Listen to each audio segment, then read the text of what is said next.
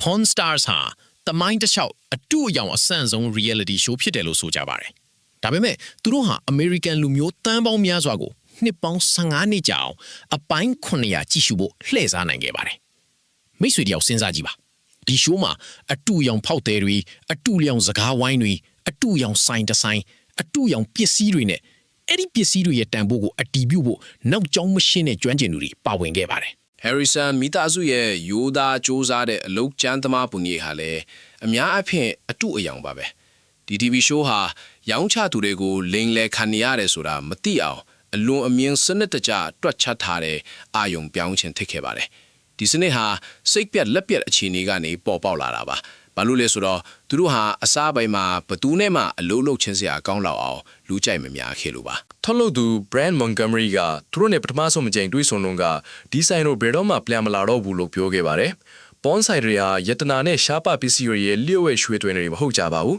။ဆိုင်များစုကစိတ်ပက်အားငယ်နေတဲ့လူတွေကိုငွေချေးပြီးငွေရှာကြတာပါ။ပစ္စည်းတွေရဲ့ပြန်ရောင်းစည်းရဲ့25%ကနေ60%ကိုငွေသားနဲ့ချေးပြီးရက်ထုံးဆိုင်မှ60အတွင်းအတိုးနဲ့ပြန်ဝေရတာဖြစ်ပါတယ်။ဒါကြောင့်ဒေါ်လာ100လောက်အတွက်သူတို့ပိုင်ဆိုင်ရာတွေကိုပြီးရတဲ့အမေရိကန်လူမျိုးတွေအကြောင်းရှိုးတစ်ခုဟာထိတ်တော်စိတ်ဝင်စားစရာမကောင်းတာကြောင့်သူတို့ရဲ့စမ်းသပ်တဲ့ပိုင်ကိုကိုနီယာဒွိုင်းကပိုင်ချခဲ့ရယ်Rick Harrison ကသူ့ကိုယ်ပိုင် TV show ရရှိရေးကိုလက်လျှော့ဖို့ဆန္ဒမရှိခဲ့ပါဘူး။သူကသူ့ရဲ့ပေါင်းဆိုင်ကို Las Vegas မြို့လယ်မှာရှိတဲ့တခုတည်းသော24နာရီဖွင့်တဲ့ပေါင်းဆိုင်အထိအမျှကြော်ညာဖို့အမြဲတမ်းစ조사ခဲ့ပါတယ်။လွန်ခဲ့တဲ့အနှစ်20လောက်က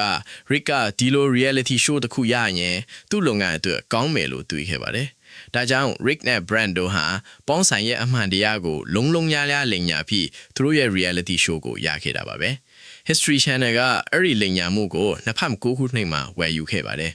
History Channel နဲ့အလုပ်လုပ်ဖို့ Rick ကဒီ show ဟာမူရင်းစိတ်ကူးထက်မိသားစုအတွက်ပိုပြီးတင့်တော်ရမယ်လို့သဘောတူခဲ့ပါတယ်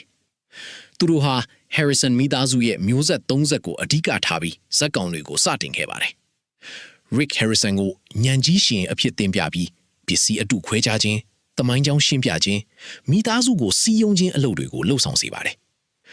Rick ရဲ့ဖခင် Richard Harrison ကိုလူကြီးလို့နာမည်ပေးပြီးရိုးသားပြတ်သားတဲ့ခေါင်းဆောင်အဖြစ်သရုပ်ဆောင်စေပါတယ်။လူငယ်ပရိသတ်ကိုဆွဲဆောင်ဖို့ Rick ရဲ့သား Corey ဒါမှမဟုတ် Big Horse ကိုသူ့အဖေနဲ့အတူလုပ်ငန်းအကြောင်းသင်ယူနေပြီးအမားတွေလောက်ကအယောင်းအဝယ်စိုးတွေလောက်တာသူ့အဖြစ်ပြသသေးပါတယ်။ Corey ရဲ့ငယ်သူငယ်ချင်း Austin Russell ဒါမှမဟုတ် Chamley ကိုလည်း show ရဲ့ဟာသသရုပ်ဆောင်အဖြစ်ထည့်သွင်းခဲ့ပါတယ်။ဒါပေမဲ့ဇက်ကောင်တွေက show ကိုအောင်မြင်စေတာမဟုတ်ဘူးလို့ထုတ်လုပ်သူတွေကသိခဲ့ကြပါတယ်။ထုတ်လုပ်သူ Brand Montgomery ကလူတွေကဖြစ်စည်းတွေကိုချစ်ကြတယ်ဖြစ်စည်းတွေကပဲကျဲပွင်းတွေပါလို့ပြောခဲ့ပူပါတယ်။ show မှာ1948ခုနှစ်ကကလေးတွေအတွက်ဓာတ်ငွေကောက်ွယ်မျက်နှာဖုံးတွေ14ရာစုကဓာတ်ရှိတွေရဟတ်ရင်တွေနဲ့ပင်လက်သားပြတွေတုံးတဲ့တင်နတ်တွေလိုထူးဆန်းတဲ့ဖြစ်စည်းတွေရောက်လာခဲ့ပါတယ်။ဒါပေမဲ့ကင်မရာတွေလည်းဖတ်နေကြမှာတော့သူတို့ကဖြစ်စည်းတွေဘယ်တော့မှဝယ်ဖို့မကြိုးစားကြပါဘူး။ Montgomery ကသူတို့ကိုမလို့ချင်းရင်တော့ဝယ်ဖို့ပြောခဲ့ပါတယ်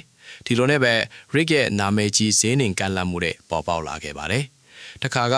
Rick ကဖန်ကြောင်းမြတ်ပါတဲ့18ရာစုကမြတ်မှန်တဲ့ကိုဒေါ်လာ9000တောင်းတာကိုဒေါ်လာ850နဲ့ဝယ်ယူခဲ့ရာသူတာ Korea တောင်းအဖေနည်းနည်းဈေးနှင်လို့နဲ့လို့ပြောခဲ့ပါတယ်။ Pawn Stars ရဲ့ဒုတိယစီဇန်ရဲ့ပထမဆုံးအပိုင်းမှာကြည့်ရှုသူ9တန်းရရှိခဲ့ပါတယ်။ဒါဟာ History Channel ထက်ကြည့်ရှုသူအများဆုံးအစီအစဉ်ဖြစ်ခဲ့ပြီးကိုရက်ထမိုင်းမှာစံချိန်ထင်းခဲ့ပါတယ်။ဒီလို rating မျိုးရတာဟာကံကောင်းလို့မဟုတ်ပဲတွက်ချက်ထားတဲ့ဒီဇိုင်းကြောင့်ပါ။ရိုးသားတဲ့မိသားစုလုပ်ငန်းပုံရိပ်နောက်ွယ်မှာရောင်းချသူတွေစီကအကောင်းဆုံးဈေးနှုန်းကိုရရှိဖို့တွက်ချက်ထားတဲ့စနစ်တစ်ခုရှိနေတာကိုတွေ့ရပါတယ်။ဒါဟာ Harrison မိသားစုရဲ့ပုံရိပ်ရောင်တွေနဲ့စတင်ခဲ့ပါတယ်။ Rick နဲ့သူ့မိသားစုဟာပရိသတ်ယုံကြည်နိုင်တဲ့လူတွေလိုပုံစံမျိုးနဲ့ပြသခဲ့ပါတယ်။သူတို့ပြသခဲ့တဲ့ Pawn ဆိုင်ဟာတကယ် Pawn ဆိုင်မဟုတ်ပဲ TV ရိုက်ကူးရေးစတူဒီယိုတစ်ခုသာဖြစ်ပါတယ်။2012ခုနှစ်မှာ Gold and Silver Pawn ဟာခရီးသွားဆွဲဆောင်ရာနေရာအဖြစ်ပြောင်းလဲသွားခဲ့ပြီးရိုက်ကူးချိန်မှာခရီးသွားဧည့်သည်တွေကိုမောင်းထုတ်ခဲ့ပါတယ်။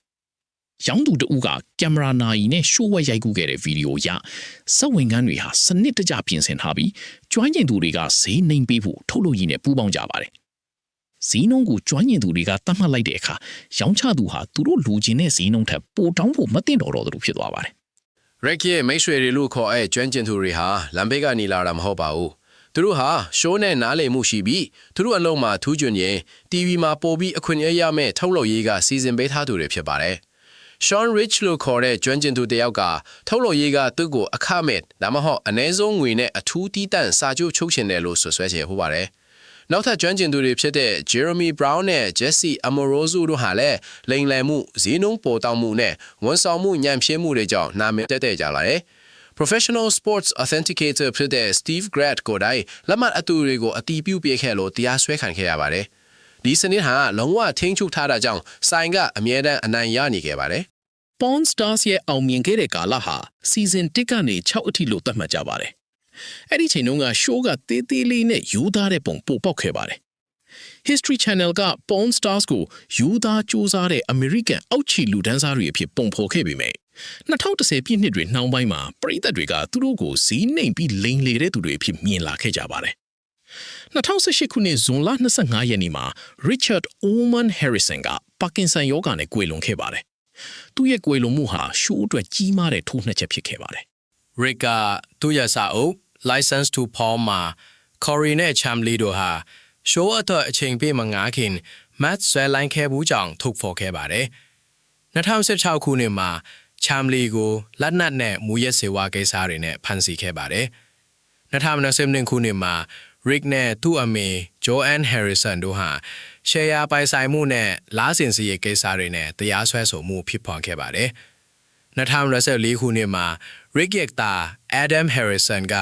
fentanyl အလွန်အကျွံသုံးစွဲမှုနဲ့ကွယ်လွန်ခဲ့ပါတယ်။ဒီလိုမိသားစုပြဿနာတွေကြောင့်2025ခုနှစ်မှာ show ကိုဆက်မရိုက်တော့ဘူးလို့ကြေညာခဲ့ပါတယ်။ အခုတော့ Pawn Stars ကပြန်လာမယ်လို့ကြေညာခဲ့ပေမဲ့ကိုရီမပါဝင်တော့ပါဘူး။ကိုရီကသူဟာဇက်ကောင်တစ်ခုအဖြစ်တရုပ်ဆောင်နေတာဖြစ်ပြီး42နှစ်အရွယ်သူက23နှစ်အရွယ်အဖြစ်ဟန်ဆောင်ပြီးဆက်မရိုက်နိုင်တော့ဘူးလို့ဆိုပါတယ်။ Rick နဲ့ Chamley ကတော့ podcast စတင်ခဲ့ပေမဲ့ Rick ကဒီ show ဟာဘလောက်အထိဇက်စင်တင်ထားခဲ့တယ်လဲဆိုတာကိုဝန်ခံဖို့ခက်ခဲနေစေပါပဲ။ဒီ show ရဲ့15နှစ်ကြာအောင်မြင်မှုဟာနောက်ဆုံးမှပြိုလဲခဲ့ပြီး show ရဲ့အမွေအနှစ်ကိုထာဝရဖျက်ဆီးခဲ့ပါတယ်